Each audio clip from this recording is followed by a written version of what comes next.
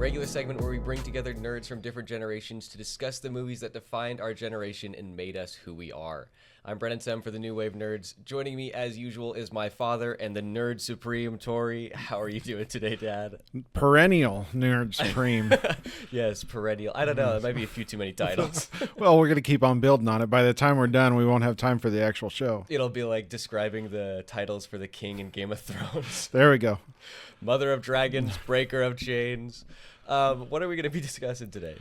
Well, it's interesting you talk about swordplay, I suppose, but today there can be only one because today we are going to talk about the Highlander. There can be only one. That's right. Now, there were lots of Highlanders. We'll talk about that later. But, as according to the movie, there can be only one. So, came out in what, 1980? Is this in 84? No, 86. Yeah, 86. 86, yes. Canon Films. Now, we've talked about Canon Films, those of you who have been following us back when we discussed He-Man. Oh, yeah. Right. So, and which was towards the end of Canon Films, which I think that was about this time. So I think we're talking about the same thing. We're about the end of Canon Films, give or take. I think a thing I saw said they were making movies into the early 90s, but yeah, I think we talked about Canon Films having, and then they had the rights to Spider-Man, and they blew that doing. I think it was Superman 4, The Quest for Peace. Oh, that was them too. I think so, yeah, if I remember hilarious. Right. It all kind of muddles together, but yeah. So Canon Films, kind of a cult classic, I would say. It's in there. Most people, you say there can be only one, and they'll know what you're talking about. Yeah. So. Well, this is another one that gets referenced in Psych, so that's generally my meter for is this a cult classic?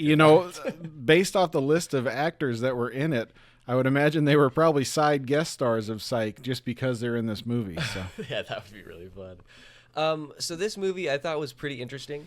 It was sort of a bit off to a weird rocky start, I'm not gonna lie, but I think it has some potential there. I really liked the flashbacks back to the 1500s. I liked the way those were sprinkled in. Well, it felt like they were trying to do something to show, how immortal life is, how it can be odd, how you can go through all the, if you're never going to die, you're going to live a different way. Right. And, you think of Anne Rice, Interview with a Vampire is kind of a similar thing. It's like, it's not less about vampires and more about how they've learned to live like this forever, and stuff. So it's kind of interesting. It's an interesting way to think about things, of course. I guess the flashbacks were kind of helpful in that aspect. Yeah. They sort of, I guess, I wish they'd sort of maybe more established the relationship between, what's his name? The main guy? Connor MacLeod. I can't believe I didn't think of that. Connor MacLeod and then Clancy Brown's character, Kurgan. I wish they'd sort of established the relationship a little bit more there, but it felt like weirdly personal.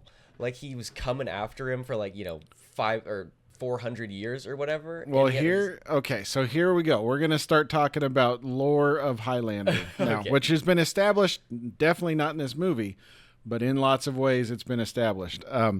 So Highlander, Kurgan, Clancy Brown's character, our main villain, was actually turned immortal or found out he's immortal 900 BC or something like that. So he's been around forever, right? Yeah. And I guess, there was in the novelization, it goes into a lot more about his story, which is kind of fun. But so anyways, the Highlander myth, of course, and they said, eventually we'll all be drawn together into a far off land. So, of course, we can shoot it in America where it's cheaper, I suppose. Well, they actually ended up shooting in London, I think I heard. But anyways, we'll all be drawn together until there can be only one. Right, and that's the whole point of it. But the thing is from what I gather from other things that I looked into, Highlanders are, at birth, other Highlanders kind of know that they have this thing. But you notice, obviously he's not a baby. He grows up, right? Sure. So immortal life.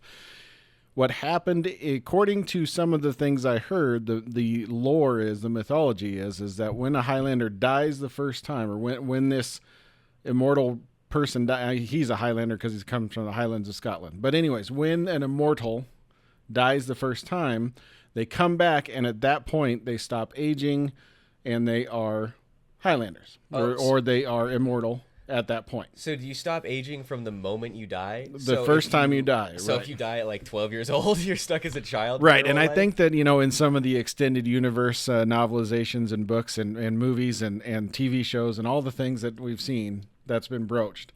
Now, what I gathered, and, I haven't done all this research myself. I just happened to watch a couple YouTube videos, but, Highlanders or the other immortal, I keep calling them Highlanders, but he's the Highlander.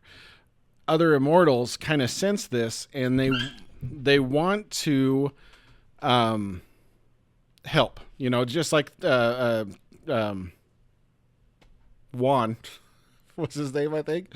Ramirez, yes. Sean Connery. This shows up and trains him and wants him to be, and that kind of thing. And a lot of it is that Kurgan senses another one is out there, right? And that's just the thing. They're kind of drawn together.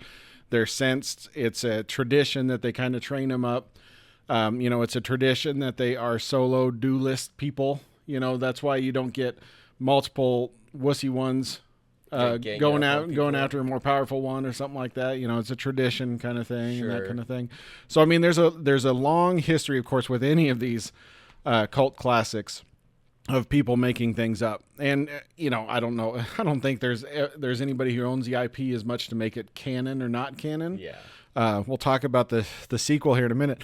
But it's one of those things where, they have their rules and that sort of thing, but they are drawn to each other. So, yeah, I don't think Kurgan specifically was going after him.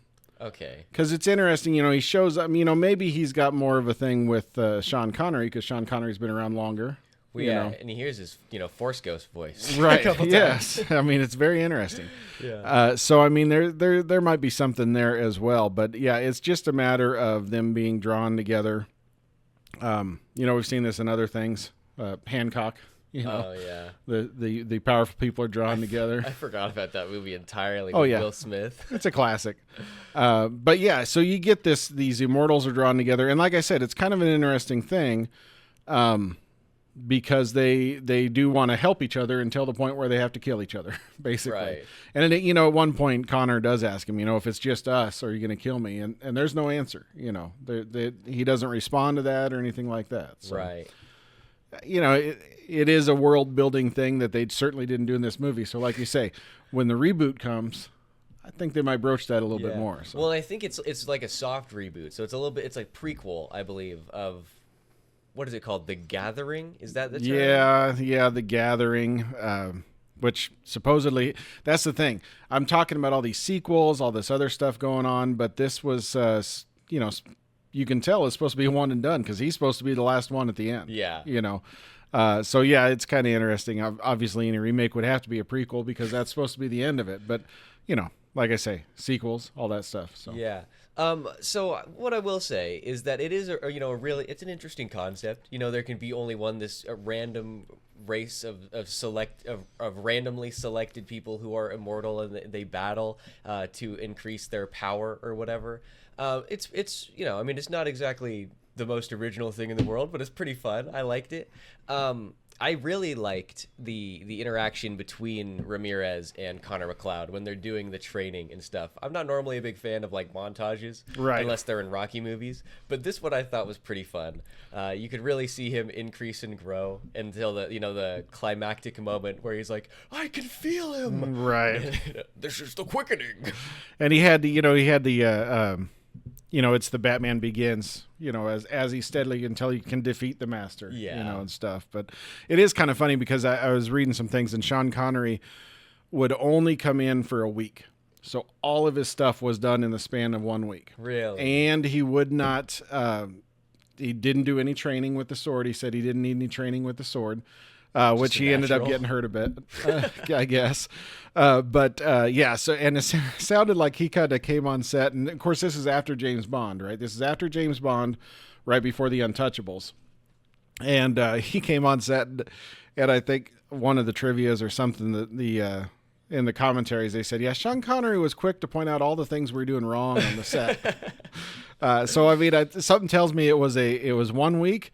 And it wasn't the best. Yeah. But, he does kind of strike me as that kind of guy a little bit. Spoiler, he comes back for the sequel. So, I mean, They wanted I just him. sort of assumed he was like a Force ghost. Everybody would, but yes. No, he's just dead. We got to save that for later. Okay, There's more to okay. discuss. But. The sequel, it's called The Quickening, isn't it? Yes, it is. Okay. We'll talk about it. We'll talk about that later. That's a little tease for all you listeners to stay in the whole movie. I like the way you The whole emphasize video. tease. The tease. Why is this moment of like this, like, I don't know, this point of change, this puberty, if you will, why is it called The Quickening? That's one thing I didn't get. Like, it's a cool name, but like, why did they come up with that? Is there like... My guess is it's a cool name. Yeah. I think, and somebody, one of the trivias on IMDb said that the quickening is actually a term to use or something when that point where like a baby in the womb kind of gets a little bit more active or more. And this was in the IMDb trivia, so I don't know if it's really a thing or if it's IMDb people playing around. But it's, to become quicker. There we go. Oh, yeah, here we go. Moment in pregnancy when the pregnant woman starts to feel the fetus's movement. So there you go. So it's a term that's in use in that way. And, I guess you could kind of, it's an awakening or a thing where you're kind of coming to yourself, right? So Yeah, I mean, that makes sense, I guess. Yeah, if the moment you feel the baby move in the womb, the moment the quickening happens, he says, "I can feel it. I can feel it." He's looking at a deer for some reason. Funny part about the deer too, they mentioned in one of the things that the deer shoot, the director called it a nightmare because the deer during the time they were shooting it was the time when deers lose their antlers. Oh. So if they had to they had to put out the deer, glue some antlers onto it, and it was spinning its whole time, shaking its head trying to get them off. And then eventually it ran off, and they found it later without the antlers. So that's hilarious. Yeah, so that's kind of fun. And that's a thing is not all of the immortals have the same power set necessarily. Like he's got a little bit of thing there, like you say, he's kind of feeling the deer, that kind of thing. I think there was at some point he's kind of doing that to someone. Maybe I'm thinking of something else, but it's just kind of it's an awareness. It's the force. Yeah, right? Sure. He's pulling on the thread. Right, the thread. Yeah, it's the quickening. It's not the thread or the force. Yeah, it's a whole different thing. Oh man. So one thing that I wish I would have seen from this movie is really any amount of sword fighting. It felt like it was really minimal, considering that is sort of like the impetus for the whole movie is that he's this immortal Scottish swordsman. I sort of wish we'd seen a little bit more of it. There are obviously a few fights. He deals with some guy who does like 15 handsprings back in the parking garage. He does all the flips, yes. But it just felt like there really just wasn't all that much, especially in like the beginning of the climax, the first part of the end where he's fighting Kurgan when they're on the roof, they're just like randomly swinging each other. Mm-hmm. And there's like no fancy sword play at all going on. Yeah. And, Kurgan's got his big broadsword and stuff. I don't know enough about sword fighting necessarily, but again, we're talking the 80s. It definitely looked the same as He-Man swinging his sword around. Yeah. We'll say that. I guess, 83 with Return of the Jedi, we had, some decent sword fighting in that case, and stuff. So, I mean, I would think you're right. They could have done a little bit more. Now, the thing is the guy at the beginning that he's fighting in the parking garage, I think that guy was actually the stunt coordinator. They just gave him a little part or something like that. Just if I remember, I maybe I read that wrong or something, but the guy who's doing all the backflips. You wouldn't happen to remember that guy's name? No, I don't. I mean, he died awful quick. Is it Castigier? No, that's the other one that dies in the alley with Kurgan. Oh, that's right. Because he goes Castigier. Right. Dead. Yep. Yeah. Which actually, that was a pretty interesting scene where Kurgan and MacLeod are in the church afterwards. Yes, yeah, and there was a trivia thing that where Clancy Brown actually went up and apologized to all the priests and the nuns of the church after he did all that stuff. That's hilarious. Yeah. Yeah, he was a little graphic in that church there. Yeah, he wanted to get his points across that he was the bad man, and stuff. But it is kind of interesting, even he, and that was what I was it's been forever since I watched this movie, and we should go back. Like I say, when we talk about these movies, they're ones that I watched as a kid. In reality, I think this is another one where I might have seen the sequel, right, and then went back, because the sequel came out, I think, in 91 or something like that. And of course, Sean Connery was cool, and stuff, and he's in the sequel, like I said. So, yeah, maybe I heard that wrong. I'm awful sure he was the stunt coordinator, but it's one of those where I didn't necessarily. So when I went back and rewatched it now, I guess what I'm saying is I didn't necessarily remember a lot of it. So at the beginning, when Ramirez is telling him, we never fight in hallowed ground, it's tradition. I thought for sure that Kurgan's going to break that law because he's a jerk, right? When he says it's tradition, that's one thing. Yeah. But now what I've heard on the, that's canon, as much as canon can be for these, this power set, is the last time, the reason they have that tradition is the last time that people actually fought, two immortals fought in a temple in Pompeii, and it caused the destruction, the volcano explosion. It caused Vesuvius to erupt. That's so cool. Right. So that's why they don't do it on hallowed ground, I guess. That's so actually I thought that really was kind of cool. fun, and the fact, like I said, that even Kurgan isn't going to mess with that rule. Yeah. I thought was pretty fun. So yeah, that is cool. I thought the same thing as soon as the second they walked in, I was like, oh, he's gonna kill this guy in the church. Right.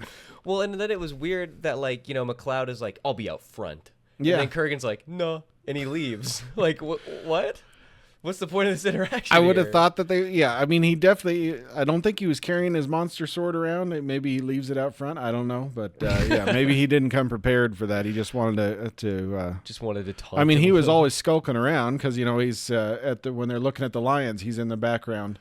Yeah. And notice that now he's got a new woman, and that kind of stuff. So, Shade and I had a conversation during that scene. What do you think would happen if a lion ripped off Connor MacLeod's head? Well, according to what I've heard, okay. I mean, if he's decapitated, then he's dead.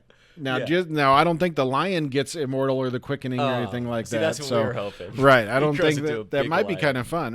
Maybe that's Thundercats. Maybe that's how the Thundercats were formed. So. You know what would be really cool if that's the Nemean lion from Greek mythology. It's an immortal lion that ate like an immortal. There you go. That would be fun. Now we're set. Yeah. Now we know all the rules. So Now I will say, I sort of joked about it earlier, but the idea of starting out at the wrestling match is a pretty cool idea. it is, and that shot they had, and I had to admit, I kind of liked the shot they had. It looked like nowadays they do it with a drone flying through. That opening shot. And I guess what it was they used computer operated wiring system to run the camera all the way through there, which which was kind of a thing, a new thing for the time. Yeah, So that's I cool. thought that was good, and it was something I noticed right away.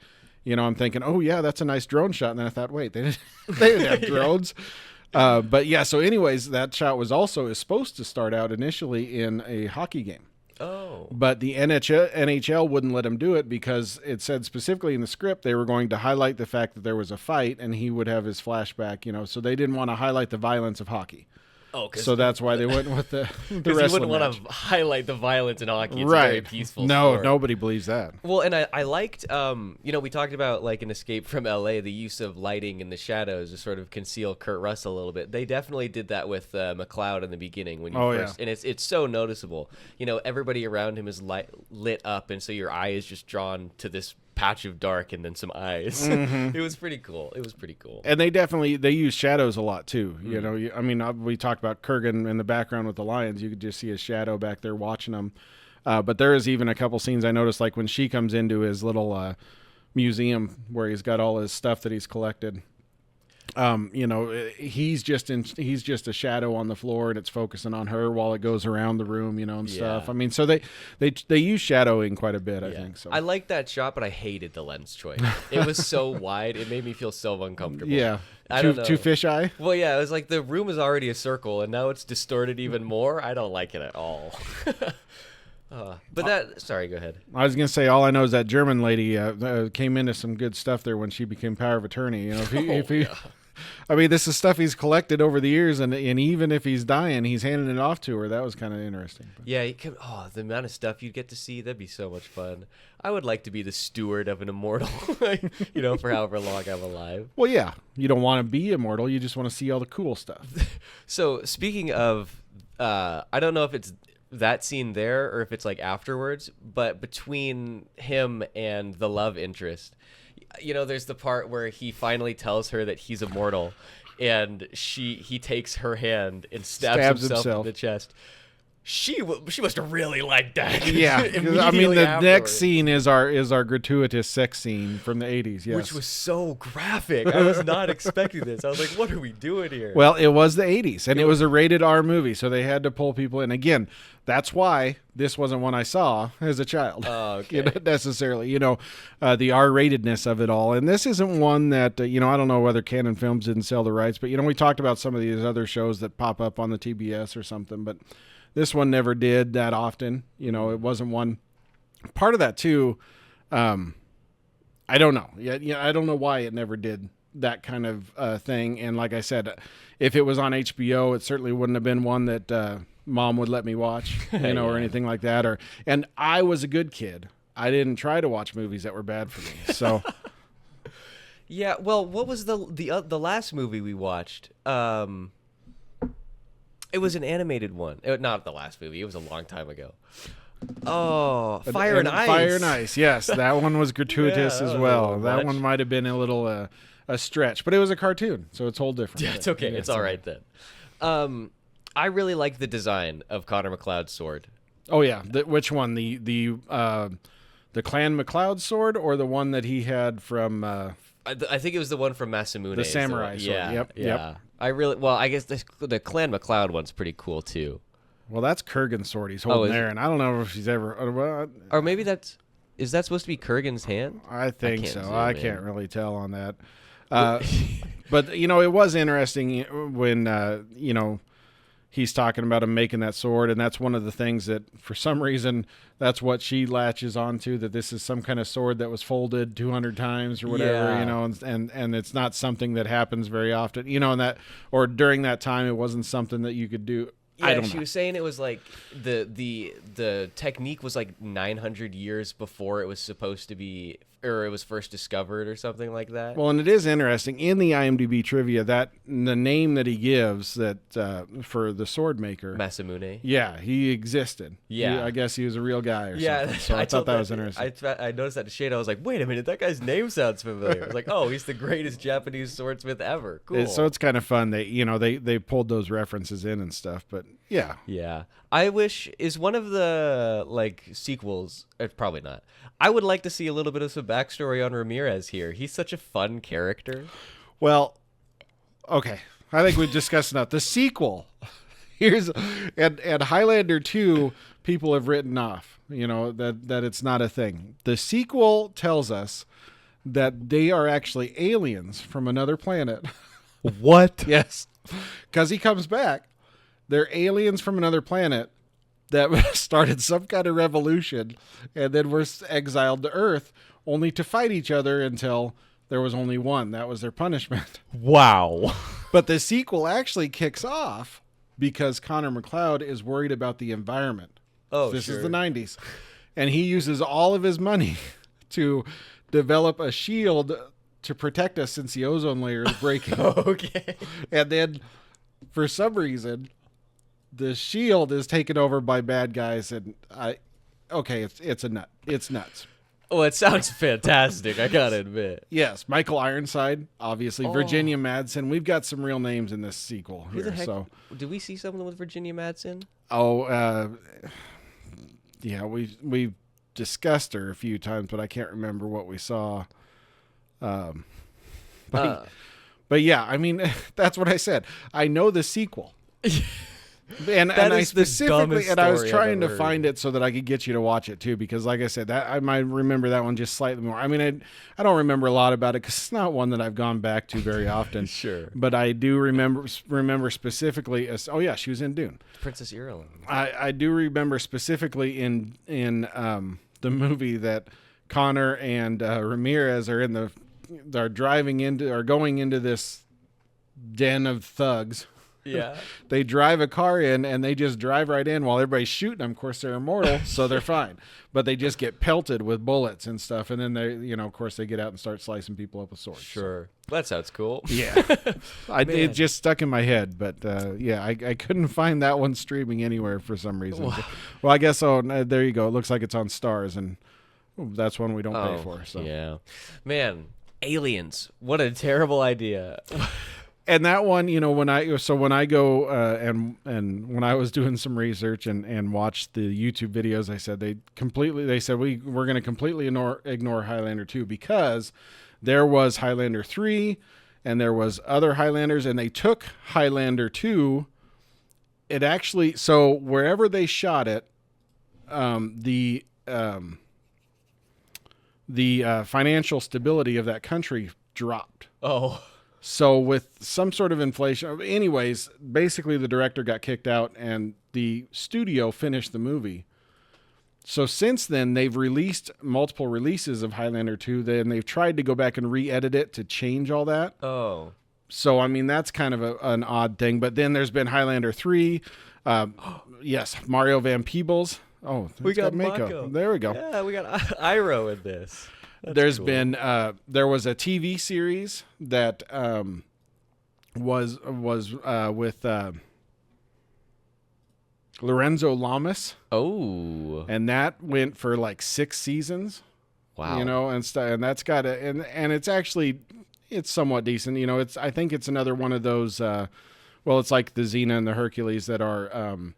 That we talked about before were straight to syndication. So you'd see them a lot on like WGN or WTBS and stuff like that, where you would, it would be these off networks showing it and stuff. But like I say, 6 seasons of that. Wow. That show kind of held up for a while. So Chris Lambert came back for all of the movies. Yes, he did. That's really embarrassing. And he really liked Sean Connery, and that's why Sean Connery was in the sequel, I guess, is that he he kind of what facial hair? Well, Cracker Bob. We definitely, I feel like we need to do some more. I'm kind of curious about some of these other ones, but the series, and I got to think that the series went for quite a while. Again, it was a at the time you had Star Trek Next Generation, you had Hercules, you had Xena, you had all these shows that were week to week kind of things, nothing too exciting and stuff like that. And of course, you think about this in the same way I think of Quantum Leap, where you could kind of take this series and each episode could be a different time period if you wanted to, right? Because you're talking about somebody who's lived through all of this, and I think that would be kind of a fun way or a fun thing to do. Yeah, cool little anthology. Right. Yeah, that would be really fun because you could see some crazy time period. Yeah, and I would assume it'd be cheap to make because you could pay for any old actor for just a couple episodes and call it good. Yeah, get their head chopped off. That's right. We briefly talked about the end a little bit earlier, the beginning of the end of the battle on the rooftop between Kurgan and MacLeod.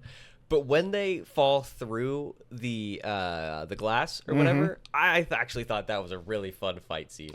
They did get. I mean, obviously that's the big showdown, right? You've got your wide open space. That's what the first thing I thought of when they are up on the roof. It's like, why would Kurgan pick this spot? He's got a monster broadsword, which requires a range of motion. Yeah, and here he's in a place with pipes and stuff all over. It's like, that's stupid, right? You want to be out in the open where you can swing that big ass thing around. But yeah, when they couldn't get down there in that open space, and it's a visual that I remember for sure of them fighting. And I will say that, there's stories of Clancy Brown and what's Connor's who's the actor? Lambert. Chris Lambert, that definitely did some stunt training, some swordplay training, that sort of thing. Oh, okay. So I think that I think it shows itself a little bit there. You get a little bit more there in that scene when they're fighting. Yeah. Well, when we mentioned, keeping people, the outlines and really using the shadows there, I really like that in the framing within the frame of the window behind them. It's a really cool fight scene. It is. It comes off good, and it's a little wonky that she distracts him by hitting him on the head with a pipe. But that's that's classic a thing. 80s stuff. You gotta get the female love interest. She's got to do something. Bit. Well, and somebody, and maybe this is again IMDb trivia, but it's kind of poetic. In So Ramirez says you'll defeat him with heart, bravery, and soul, or something like that. Well, she's the heart. And stuff, because he loves her and all that stuff. But how sweet. Yes. His hair after he shaved it looks so dumb. Well, that's his disguise, he said, right? As soon as they had pictures there, as soon as they had drawings. They'll never be able to see me. And it is interesting that, he still has the scar on the neck, whereas, they talk about him healing and that kind of thing. So it's kind of interesting that he, which, maybe that's a weakness of the neck, doesn't heal, or something. I mean, that makes sense. If that's the only place you can be killed, I guess that, and I really like, the costume design of keeping that continuity throughout. Right. Yep. And I mean, also it just provides, a distinguishing feature so that the inspectors stop assuming it's, Lambert. That's right. As soon as they know what they're looking for. That was a cool move. Hang on, wait a minute. Let me go see that spin again. All right. There he's coming around. That was fun. Oh, yeah. Using your momentum on that big old greatsword. You're seeing the sparks fly in there. Yeah. Now, what they did in order to make that effect is they had cables running through their arms and into the swords on both swords.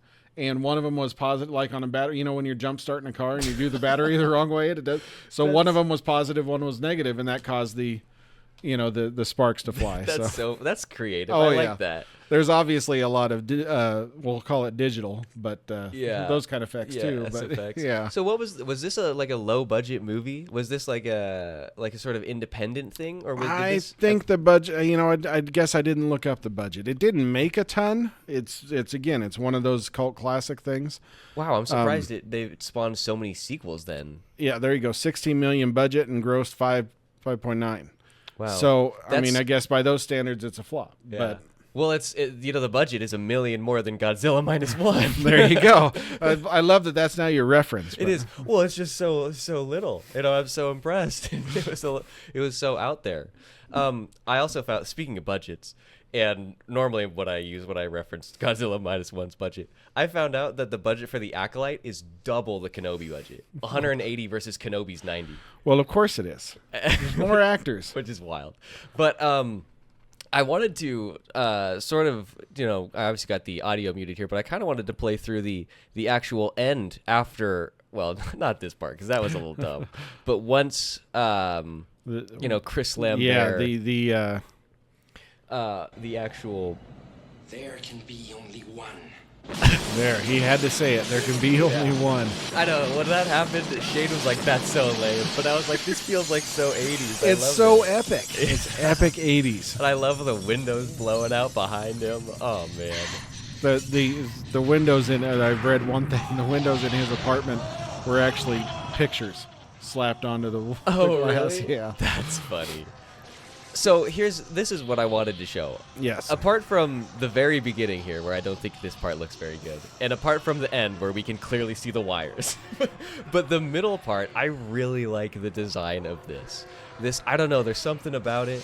The demons. Yeah, it feels so out of place in the world, but right. This is the type of thing that, like, if it were in an animated TV show, that would be the coolest thing I'd ever seen. It definitely hit, and they said that they tried to use some of these effects to cover up the wires, but I think it kind of highlights them a little bit. You can see them a little bit better. And I didn't notice it the first time, but Shade, we were watching it, and Shade just busted out laughing, and I was like, "What? This is a cool scene." And he was like, "Can't you see the wire?" Well, that's the thing, it does come down to if you're immersed in the movie and going for it, then it's a thing. But yeah, I do know that they said that their actual plan for this big finale was that the written plan was that they were going to like a dragon spirit was going to come out of Kurgan after he's dead, and this was the actual final battle. Oh. And he had to behead the dragon spirit and stuff, but they ran out of money. Yeah. Well, that'd be cool for a video game. It would. Now, it definitely, it's like you say, it's a neat it's a neat concept, all the demons of the past and all these people that have died, and he's killed and Kurgan's killed and stuff, and they're all coming in and coming together. I mean, I see what they're doing there. It's like a gathering kind of thing, but well, and so that's the kind of thing where it's like that visual, and then also the other thing where he's like, we don't do battle on the sacred ground or whatever. Right. That it will end, the lines in the 15th century where they're like, he's a minion of Satan. That sort of lends its idea that this power comes from a spiritual realm, right, rather than aliens, outer space, yeah, which would have made for a much better story in my opinion, but whatever. Yeah, I just think that would have been pretty cool. Yeah, I think it's, like I said, there's a reason, and we mentioned the budget, we mentioned how much it grossed. Obviously, it made a lot more in DVD sales, or not DVD, VHS sales at the time, and stuff, sure, and that's when it got its following. But yeah, you think about that kind of stuff, and there's obviously something that is stuck with people on this one, and it's enough that you can keep on going with it. I mean, we made all the straight-to-DVD sequels, but then, and again, it's a nice enough concept for a solid 6 seasons of a syndicated show, and stuff at the time, I hope that any reboot does that justice and plays around a little bit with it. Yeah. Well, and I think in an interview, the director Chad Stahelski, the same guy who directs John Wick, actually, I think he said that they have plans for broadening out the universe and doing other TV shows and stuff like that. We just have to hope that the movie itself is pretty good. But I'm excited. I mean, I haven't seen any of the John Wicks, but based off of what I heard, the action is obviously phenomenal, and I love Henry Cavill. Well, Cavill, yeah. I mean, obviously with the Witcher stuff, he comes off as that kind of guy. I think he'll fit it well. We've seen him in movies as the Witcher in a pseudo medieval time. We've seen him as a modern day spy punching Tom Cruise in a bathroom, and stuff. So I mean, we've seen him in all of these different time periods as well. So I think that works out pretty well as well. It just makes it work out as a movie from that standpoint. I agree. He's somebody that you can see in all these eras already. So yeah, well, and he strikes me as a really good choice for this because he himself is just such a huge nerd. He's definitely the type of guy who, after landing the role or whatever, he would go and binge watch the whole series to sort of learn the lore. I mean, he's got all of the custodians, and then he's painted little Warhammer figures in different Highlander colors or something. Yeah, I love the story that he almost missed the call to play Superman because he was raiding in WoW. Playing WoW, yeah, and that's why I'm looking forward to his. I assume it's still in development, but he was working on a Warhammer 40K TV series, right? With Amazon. I mean, the dude just loves it too, and I don't think that he's. We talk about some of these people in interviews, and they're like, "Oh yeah, I love Spider-Man," and that sort of thing. But I think that he actually, it's his first love, just the way he talks. So yeah, he's just such a great guy to do all of these nerd things. I feel like he's such an underutilized talent in our era. He's pretty good. He's a decent actor, but he knows how to do action. Right. He deserves to be an action star, in my opinion. I think he's better than Chris Hemsworth is. Yeah. Just because, I mean, I don't know if Chris Hemsworth can really swing around the sword like that. He can swing a hammer, but I don't know if I could see him swinging. Well, a sword and that's interesting. We talk about we did Conan. Watching Schwarzenegger swing around the sword, which incidentally he was also he was first choice for Kurgan, but I think he had to back out or something. Oh, really? He was doing something else. That would have been fun. fun. So then Clancy Brown, the voice of Mr. Krabs, took over. But you know these people who can do that kind of thing. Schwarzenegger swinging the sword, which. I think he's coming. Didn't we discuss he's coming? There's King Conan or something in the works. I think you're right. I think we talked about that a little bit. Yeah. Or there was some kind of, maybe it's just rumor or fan casting. But I'm trying to see what came out at the same time as Highlander. That he would have been too busy. Raw deal, maybe. Well, Predator obviously was a thing. Commando. See, now we've got to start our Schwarzenegger retrospective with. I think we're starting with Commando. Are we? Okay, cool. We did Conan, but I think Commando's got to be next. So Conan, we got to do Red Sonja too. Yeah. And we got to do Conan the Destroyer since we did Conan the Barbarian. Oh, that's true. And we got to see what happened to Conan. Sequel. So much in the lore there. The Running Man is one that I really want to watch too. I think I actually looked that one streaming. So maybe we're discussing it right now. That might be the next one on the list. I will say another. Oh, this is great costuming. Oh yeah, it's quality stuff.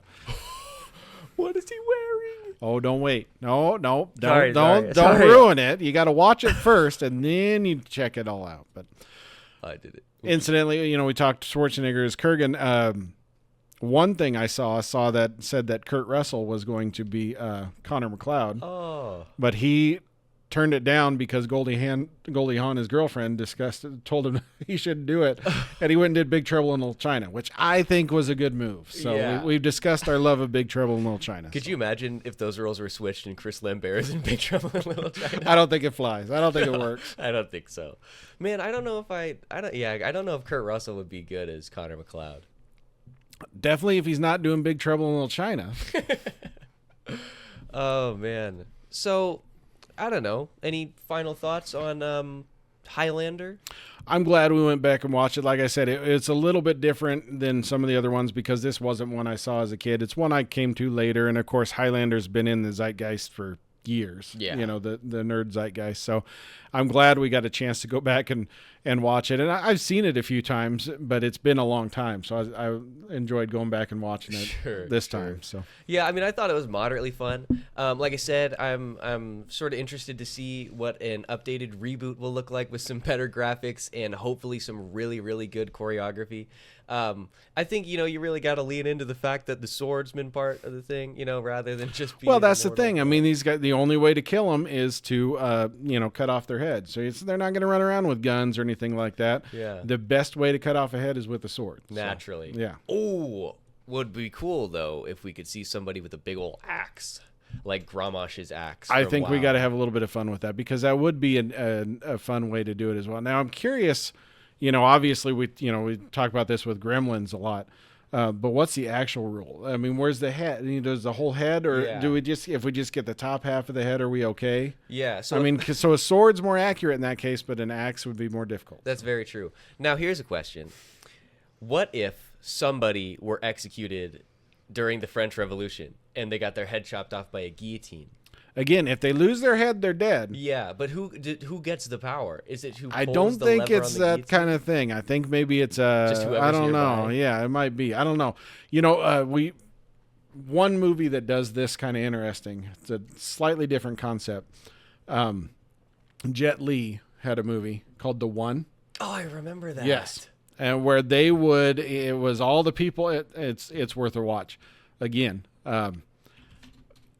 it was a multiverse thing, right? So if you figured out how to travel the multiverse and kill, if one of your other counterparts Yeah. in some multiverse universe died, then his power would then flow to all the other ones. So Oh, I see. gradually, as they were dying, the ones that were left were getting more powerful. Of course, it's kung fu because it's Jet Li, and stuff. Yeah.